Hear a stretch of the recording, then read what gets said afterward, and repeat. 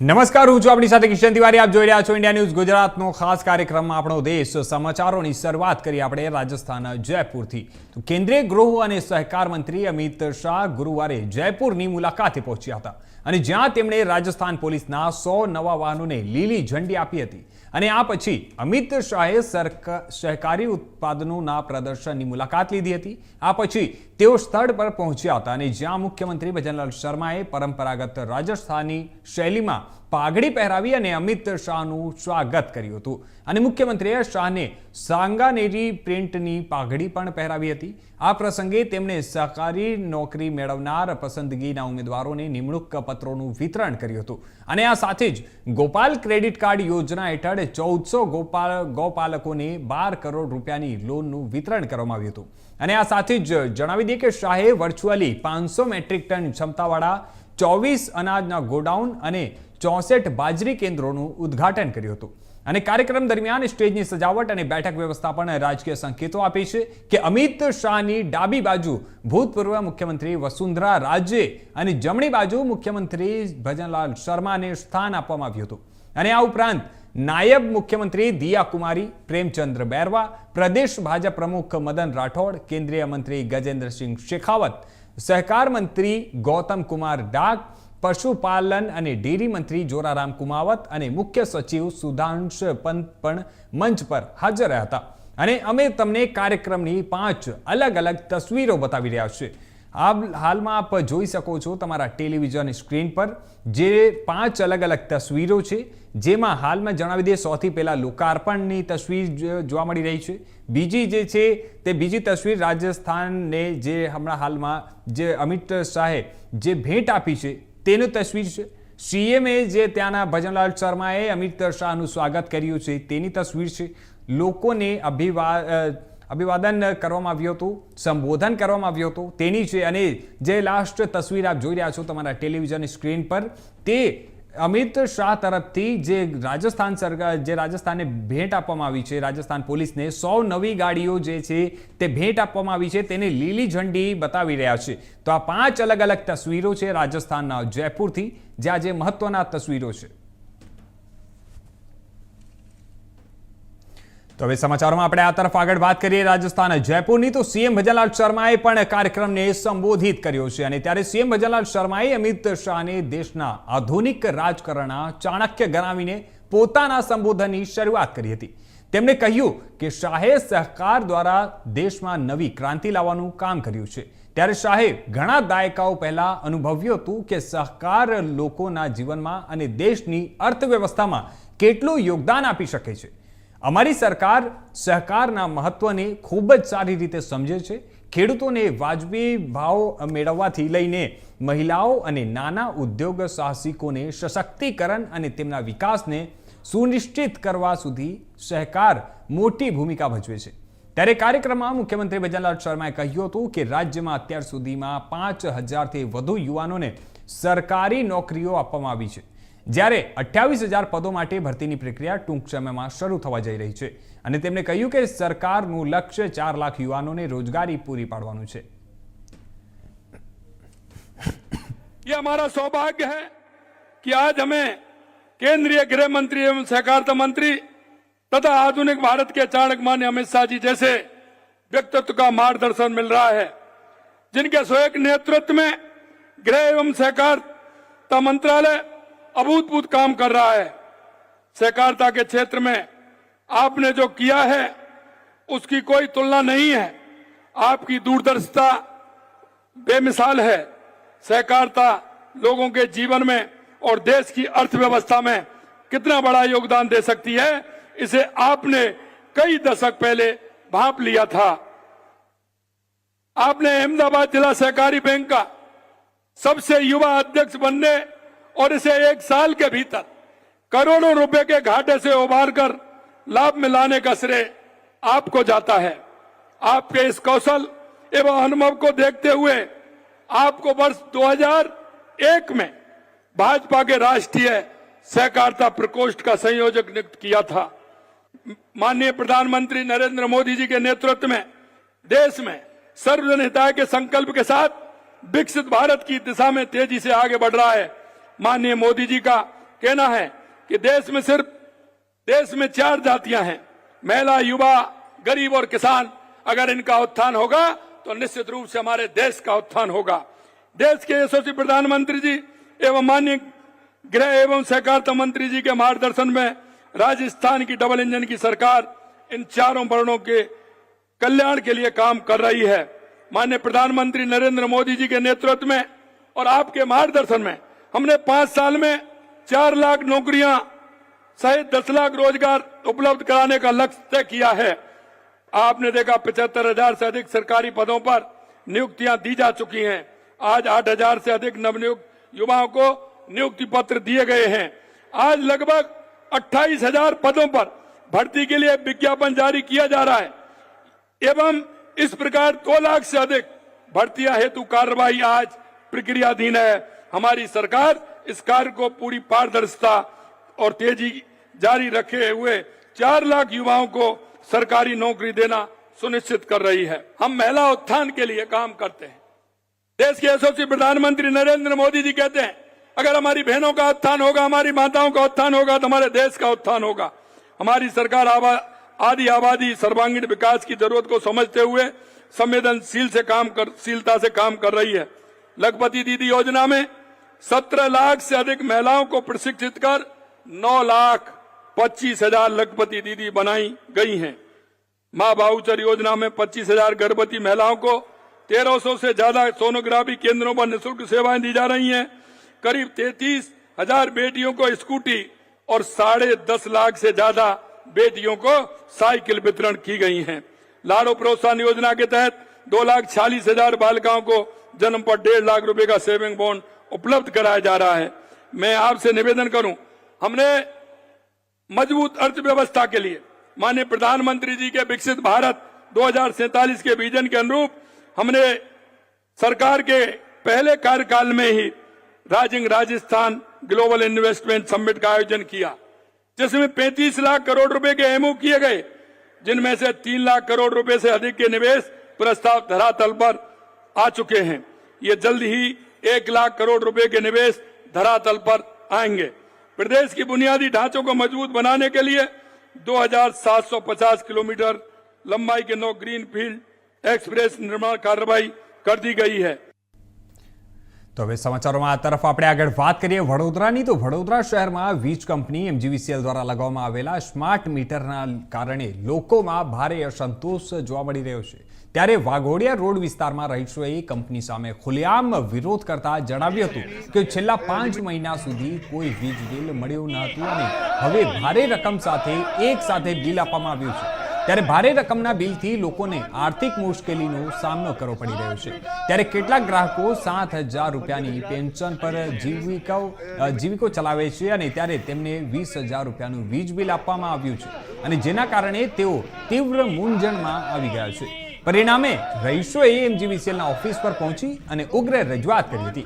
ગ્રાહકોની મુખ્ય માંગણી છે કે તેઓના બિલોની સમીક્ષા કરવામાં આવે અને 50% સુધી રાહત આપવામાં આવે। સાથે સાથે જ લોકોએ ફરજિયાત રીતે સ્માર્ટ મીટર બદલવાના નિર્ણયનો પણ વિરોધ કર્યો છે। ત્યારે લોકોનું કહેવું છે કે તેમને કોઈ પહેલાથી જાણ કરવામાં નહીં આવી હતી અને પૂરતા સમજાવ્યા વિના જૂના મીટર કાઢી અને સ્માર્ટ મીટર લગાવવામાં આવ્યા હતા। अगर कोनो 20,000 पगार हशे ने आ लोको 15,000 बिल आप्યું 5 महीने के 6 महीने तो ये माणस भरशे केवी रीते, ईएमआई केवी रीते भरशे અને પોતાના બાળકોને જમાડશે કે પેલું ફીસ બીસ કેવી પણ નહીં ભરશે। તો હવે શું થવું જોઈએ, આપનું શું માંગ છે? હું એ જ વસ્તુ કહેવા માંગુ છું, કાં તો અમને સબસિડી રીતે એ કરો।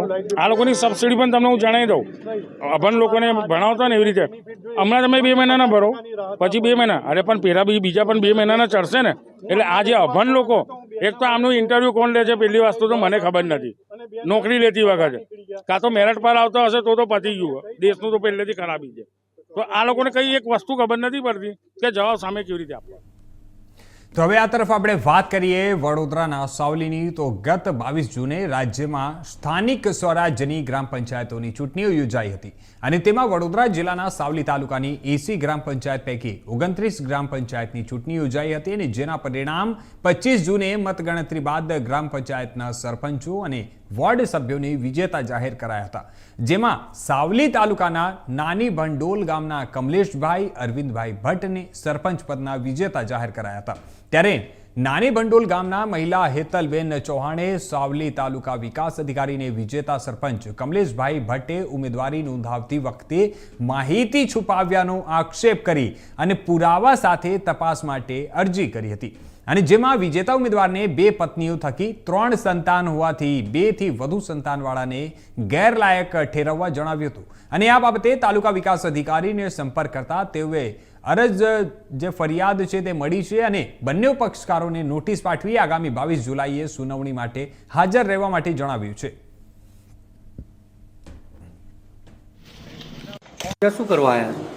સાવલી તાલુકાના નાની ભંડોલ ગામમાં હમણાં થોડા સમય પહેલાં ગ્રામ પંચાયતની ચૂંટણી થઈ. તારીખ 22/6/2025ના રોજ નાની ભંડોલ ગ્રામ પંચાયતની ચૂંટણીમાં નવીન ચૂંટાયેલા સરપંચ કમલેશકુમાર અરવિંદભાઈ ભટ્ટ તેઓને 2 લગ્ન કરેલા છે, જેમાં પ્રથમ લગ્ન આણંદ મુકામે વૈશાલીબેન સાથે થયેલા. પ્રથમ લગ્ન જીવન તેમને એક દીકરો નામે વ્રજકુમારનો જન્મ 29/7/2008ના રોજ થયેલો. ત્યારબાદ આપે બીજું લગ્ન ગામ વેસણિયા તાલુકો વાઘોડિયાના વતની ગીતાબેન સાથે થયેલું છે, જે લગ્નની એક દીકરી નામે જીયાબેનનો જન્મ. 2 થી વધુ બાળકની કોઈ અરજી આપની પાસે આવી છે? હા, તાજેતરમાં જે ગ્રામ પંચાયતની ચૂંટણી થઈ અને પરિણામ જાહેર થયા એમાં જે સરપંચ તરીકે ચૂંટાઈ આવેલા છે તેમની બાબતની એક અરજી મળેલ છે કે તેમને 2 થી વધુ બાળકો છે, અને એ અરજી અનુસંધાને 22/7ના રોજ સુનાવણી રાખેલ છે. એટલે બંને પક્ષોને સાંભળીને રજૂ થયેલ પુરાવા આધારે પંચાયત દળની જે જોગવાઈ છે અને સરપંચ પદ એની જે લાયકાતો છે એ મુજબનો નિર્ણય કરવામાં આવશે. ગંભીરા બ્રિજની દુર્ઘટના બાદ સરકાર જાણે કુંભકર્ણની નિંદ્રામાંથી સફાળી જાગી હોય તેમ સમગ્ર ગુજરાતમાં બ્રિજના સર્વે કરવા માટે અધિકારીઓને આદેશ કરવામાં આવ્યો છે. ત્યારે જૂનાગઢ જિલ્લાના માંગરોળ તાલુકાના આજા ગામે બનેલી દુર્ઘટના બાદ જૂનાગઢ જિલ્લા કલેક્ટર અનિલકુમાર રાણાવાસિયાની અધ્યક્ષતામાં તંત્ર દ્વારા સર્વે કરી અને તમામ પુલો જે ક્ષતિગ્રસ્ત છે તેને રિપેર કરવા માટે સૂચનાઓ આપવામાં આવી છે. ત્યારે સૌરાષ્ટ્રની સૌથી મોટી ગણાતી જળ સિંચાઈ યોજના એટલે જૂનાગઢ જિલ્લાના બાદલપુર ગામ ખાતે આવેલા ઓજત 2 જળ સિંચાઈ યોજના આ ડેમથી નદીના પટમાં 200 મીટર દૂર આવેલો કોઝવે છેલ્લા 6 વર્ષથી તૂટેલી હાલતમાં છે. ત્યારે આશરે 35થી વધારે ગામોને જોડતો આ કોઝવે છે, જે અહીંયાથી વિદ્યાર્થીઓને, બીમાર, વૃદ્ધો, સૌ કોઈને જવાને આવવામાં ભારે મુશ્કેલીનો સામનો કરવો પડતો હોય છે. ત્યારે આ રસ્તેથી બિલખા દરરોજ શાકભાજી સહિતના કામ માટે જવામાં લોકોને ખૂબ જ તકલીફ પડતી હોય છે. ત્યારે એમ્બ્યુલન્સ પણ આ રસ્તેથી આવી શકતી ન છે, અને ત્યારે હંમેશા સંવેદનશીલતાની વાતો કરતી તેમજ ગામડા બચાવો, બેટી પઢાઓ જેવી વાતો કરતી આ સરકાર દીકરીઓને, વિદ્યાર્થિનીઓને અને સાથે જે વિદ્યાર્થીઓ છે અભ્યાસમાં પડતી મુશ્કેલીઓની સામે કેવી સંવેદના બતાવશે તે જોવું રહ્યું. અને હાલ ચોમાસાનો સમય છે, ત્યારે વિદ્યાર્થીઓને પણ ભારે હાલાકીનો સામનો કરવો પડે છે. ત્યારે આ ઉપરાંત વિશ્વમાં પ્રથમ જ્યોતિર્લિંગ એવું સોમનાથ તેમજ એશિયાટિક લાયન માટેનું એકમાત્ર સ્થળ એટલે સાસણગીર સુપ્રસિદ્ધ યાત્રાધામ સતાધાર પરબ જેવા ધર્મસ્થાનો પણ જવા માટે યાત્રિકોને તેમજ પર્યટકોને આ રસ્તો ખૂબ જ સરળ પડતો હતો. ત્યારે હાલ આ કોઝવે બનાવવા માટેની દરખાસ્ત સરકારમાં મંજૂરી માટે અટકેલી હોવાનું સરકારી સૂત્રોમાંથી જાણવા મળી રહ્યું છે.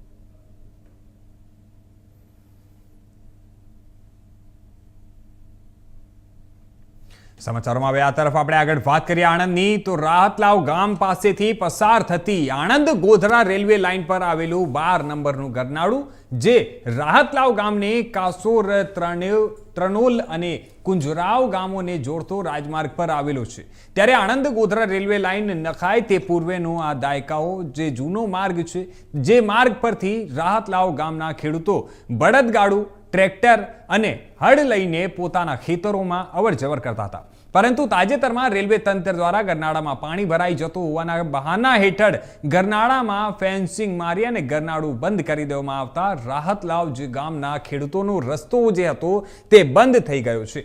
ત્યારે નાણાંની સામેની બાજુ રાહતલાવ ગામના ખેડૂતોની જમીનો આવેલી છે, જેથી ખેડૂતો હવે ખેતરમાં અવરજવર કરવા માટે આ ગરનાળાનો ઉપયોગ કરતા હતા। પરંતુ હવે અત્યારની આપણે વાત કરીએ તો રેલવે તંત્ર દ્વારા ખેડૂતોને કોઈ પણ પ્રકારની જાણ કર્યા સિવાય ગરનાળું બંધ કરી દેવામાં આવ્યું છે, અને જેથી ખેડૂતોને ખેતરમાં ખેડ કરવા માટે, સાધનો લઈને જવા માટે તેમજ ખેતરમાંથી તૈયાર પાક લઈ જવા માટે કોઈ રસ્તો રહ્યો નથી, અને જેથી 50 વીઘાથી વધુ જમીનમાં ખેતી કરી શકાતી નથી અને ખેતી લાયક જમીન પડતર પડી રહી છે, જેના કારણે ખેડૂતોને ભૂખ્યા મરવાનો દિવસો સામે આવી રહ્યા છે।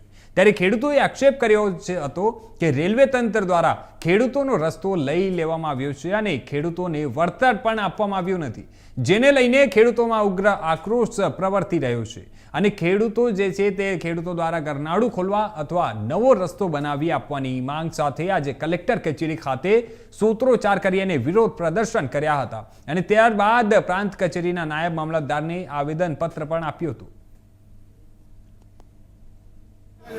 મારું નામ રજનીકાંત સોલંકી, એક જાગૃત નાગરિક અને ખેડૂત તરીકે અમે ખેડૂતલક્ષી એક પ્રશ્ન જે છે એની રજૂઆત કરવા આવ્યા હતા। આપ સૌને જાણો છો મિત્રો, ભારત એક કૃષિ પ્રધાન દેશ છે, ખેતી પ્રધાન દેશ છે અને ખેતી સાથે લોકો પશુપાલનનો વ્યવસાય કરે છે। ભારતની કુલ વસ્તીના મોટાભાગના લોકો એ ગામડામાં રહે છે, પરંતુ આજે અમારા રાહતલાવ ગામમાં એક એવી બાબત બની છે કે રેલવે તંત્ર જે છે એ રેલવે તંત્રનો વિકાસ થયો, મતલબ રેલવે તંત્ર ખેડૂતોના ભોગે એનો વિકાસ કરવા જે જઈ રહી છે એની સામે અમે એક પ્રશ્ન ઉઠાવ્યો છે। આણંદથી ગોધરા સુધીનું જે ડબલિંગ લાઇન થઈ એની અંદર આણંદથી 8.3 કિલોમીટર રાહતલાવ ગામ આવે છે, જ્યાં આગળ 12 નંબરનું ગરનાળું અમારા ગામમાં પડે છે રાહતલાવમાં। એની જમણી બાજુએ 82 થી 106 નંબરના સર્વે નંબરવાળી જમીન આવેલી છે। આ જમીન છે એ ફળદ્રુપ અને ખેતીલાયક જમીન છે। આ જમીન જે છે રેલવેમાં સંપાદિત થઈ ગઈ, પણ ખેડૂતોને આ દિન સુધી એમાંથી અમુક ખેડૂતોને એક યા બીજા કારણસર કોઈ આર્થિક વળતર રેલવે દ્વારા ચૂકવવામાં આવેલું નથી। બીજા નંબરમાં 82 થી 106 સર્વે નંબર છે, એમાં અમુક સર્વે નંબર એવા છે કે જે આગળ રસ્તામાં હતા। આ રસ્તાવાળી જે જમીન છે એ રેલવે તંત્ર દ્વારા લઈ લીધી છે। એ આ રેલવે તંત્રે ખેડૂતોને કોઈ પણ પ્રકારનું લેખિત મૌખિક જાણ કરી નથી અને રેલવે તંત્ર દ્વારા ત્યાં આગળ ઊંચું ફેન્સિંગ મારી દીધું છે। આ ફેન્સિંગ મારી દીધું કે ખેડૂતોનો જે આગળનો રસ્તો હતો એ બધો રસ્તો રેલવે તંત્રે લઈ લીધો છે। છેલ્લા 1.5-2 વર્ષથી 50 કરતાં વધારે વીઘા જમીન છે એ પડતર પડી રહી છે, બરાબર છે, અને ખેડૂતો છે આ જમીન ખેડાતી નથી, એટલે ખેડૂતો છે એ બેકાર થઈ ગયા છે, જેની આજે અમે સાહેબશ્રીને રજૂઆત કરી છે। તો હવે સમાચારોમાં આ તરફ આપણે આગળ વાત કરીએ અરવલ્લીની। તો અરવલ્લી અને સાબરકાંઠા જિલ્લાના પશુપાલકોની જીવાદોરી સમાન સાબર ડેરીમાં ભાવફેર મામલે પશુપાલકોનું આંદોલન પૂરું થવાનું નામ નથી લેતું। એવામાં આમ આદમી પાર્ટી પશુપાલકોના સમર્થનમાં આવી છે। મોડાસાના સર્કિટ હાઉસ ખાતે આપના પ્રદેશ મહામંત્રી સાગર રબારીની અધ્યક્ષતામાં એક પ્રેસ કોન્ફરન્સનું આયોજન કરવામાં આવ્યું હતું, જેમાં આપના હોદ્દેદારો અને કાર્યકરો ઉપસ્થિત રહ્યા હતા। સાથે જ સાબર ડેરીના વર્તમાન વહીવટ બાબતે સવાલો ઊભા કરી અને પશુપાલકોની માંગ પૂર્ણ કરવા તેમજ પશુપાલકો સામે નોંધાયેલો કેસ જે છે તે પાછો ખેંચવા માટે માંગ કરી છે।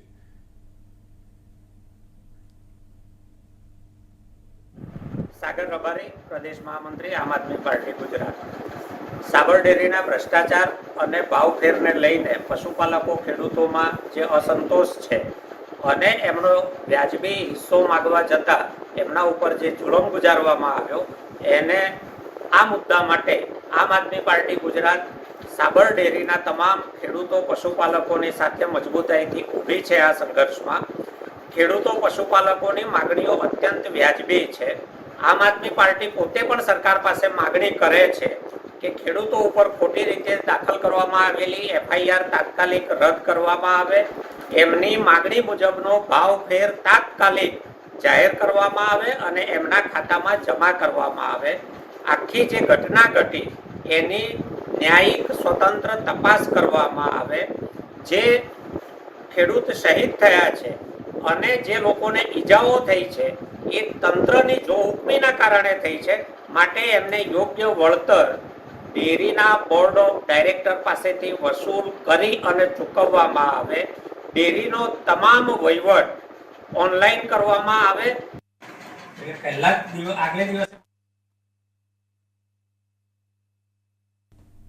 તો બીજી તરફ આપણે વાત કરીએ તો સાબર ડેરી દ્વારા પશુપાલકોને યોગ્ય ભાવફેર ન ચૂકવાતા તેના વિરોધમાં પશુપાલકોએ દૂધ મંડળીમાં દૂધ ભરવાનું બંધ કર્યું હતું।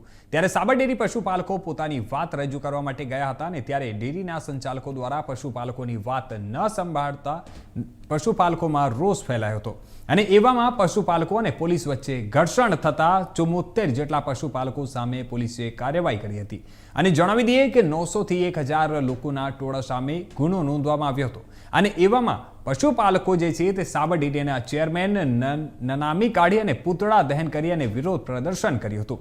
તેવામાં રાત્રિ સમયે દૂધના ટેન્કરોને પોલીસ પ્રોટેક્શન સાથે લઈ જતા વિડીયોમાં જોઈ શકાય છે અને હાલ સાબરકાંઠા અને અરવલ્લી જિલ્લામાં સાબર ડેરી વિરુદ્ધ પશુપાલકોનો વિરોધ યથાવત જોવા મળી રહ્યો છે।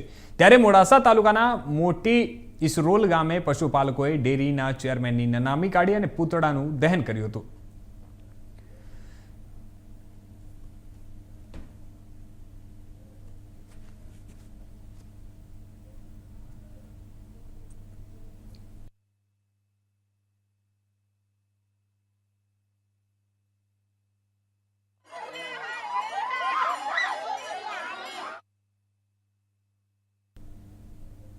તો હવે આ તરફ આપણે વાત કરીએ બનાસકાંઠાની। તો બનાસકાંઠા જિલ્લા એસઓજી પોલીસે હેરોઇન ઝડપી પાડ્યું છે, જ્યાં જણાવી દઈએ કે ધાનેરાના માલોત્રા ગામની સીમમાંથી હેરોઇન ઝડપાયું છે। 35 ગ્રામ હેરોઇનની જેની કિંમત 1,60,000 તેમજ કુલ મુદ્દામાલ 1,90,000 ઝડપી પાડ્યો છે। વિક્રમ દિનેશ લુહાર જે માલોત્રા તાલુકો ધાનેરા વાડાના કબજામાંથી 35 ગ્રામ હેરોઇન ઝડપાયું છે। ત્યારે બનાસકાંઠા જિલ્લા એસઓજી પોલીસે હેરોઇન લાવનાર, હેરોઇન આપનાર અને હેરોઇન મંગાવનાર સામે ગુનો દાખલ કર્યો છે અને એસઓજી પોલીસે ધાનેરા પોલીસ મથકે એક આરોપીને ઝડપી અને અન્ય 7 લોકો સામે એનડીપીએસ એક્ટ મુજબ ગુનો દાખલ કર્યો છે। પહેલી વખત સાબરકાંઠા બનાસકાંઠામાં હેરોઇન મંગાવનાર, પીનાર, લાવનાર અને આપનાર સામે એનડીપીએસ એક્ટ મુજબ ગુનો દાખલ કરવામાં આવ્યો છે।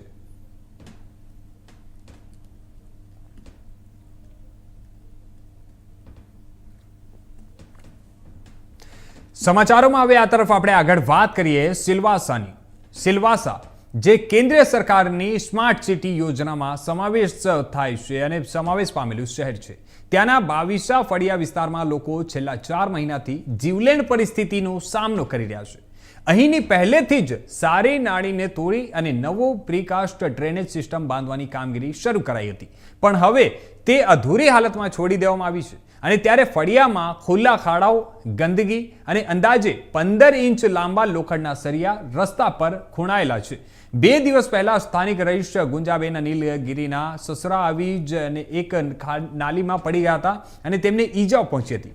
ત્યારે ગુંજાબેન કહે છે કે અહીં જેવો દુર્ગંધ ફેલાય છે તે જોઈને ભોજન કરવાનું પણ મન નથી થતું અને જે રીતે ખાડા અને લોખંડના સરિયા ખુલ્લા છે એ બાળકો અને વડીલો માટે જીવલેણ બની ગયા છે।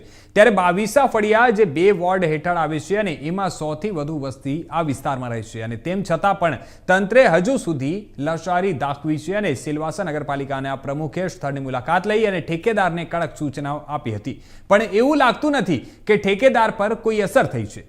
આ ઘટનાએ ચૂંટણી જે બનતી વખતે જે મળે છે અને જ્યાં વસ્તી ઓછી છે પરંતુ બજેટ મોટું છે અને અધિકારીઓ અત્યંત શિક્ષિત છે, છતાં પરિસ્થિતિ કાયમી અવ્યવસ્થા તરફ જઈ રહી છે અને હવે વરસાદી મોસમ છે અને નાળીના અધૂરી કામગીરીથી પાણી ભરાવાની સાથે મચ્છરજન્ય રોગોનું જોખમ જે છે તે પણ વધી રહ્યું છે। थोड़ा इधर भी चोट लगा, कल के भी बच्चे आते जाते वो भी गिर जाते। 6 महीने हो गए एक खोद के मतलब छोड़ दिए ऐसे ही, बदबू इतना घर में जाता है और मच्छर काफ़ी बहुत मतलब काटते हैं, बहुत घर में घुस जाते हैं। आने जाने में प्रॉब्लम, बांस मारना, कचरा, मतलब इतनी गंदगी हो गई है। जब नहीं बनाने का था तो खोलना भी नहीं चाहिए, जब बनाए तो खोलो। आप नगर पालिका में गए थे, बोला था कुछ? नहीं, अभी कल मेरे पिताजी गिरे सब और उनको काफ़ी चोट लग गई है ना। और ठीक है वो बुजुर्ग के गिरे, कल के छोटे बच्चे घूमते मतलब छोटे छोटे बच्चे घूमते हैं और गिर जाएंगे तो भाई कौन उसका जिम्मेदारी लेगा। किसी से कंप्लेन किया है? कंप्लेन 1-2 बार हुआ था, उधर आए थे देखते गए, कुछ सुनवाई नहीं हुआ। कम से कम इंसान देखा तो कम से कम सोचना चाहिए ना, हाँ तो बुजुर्ग। તો આ હતા અત્યાર સુધીના મુખ્ય સમાચારો। વધુ સમાચારો માટે જોતા રહેજો ઇન્ડિયા ન્યૂઝ ગુજરાત।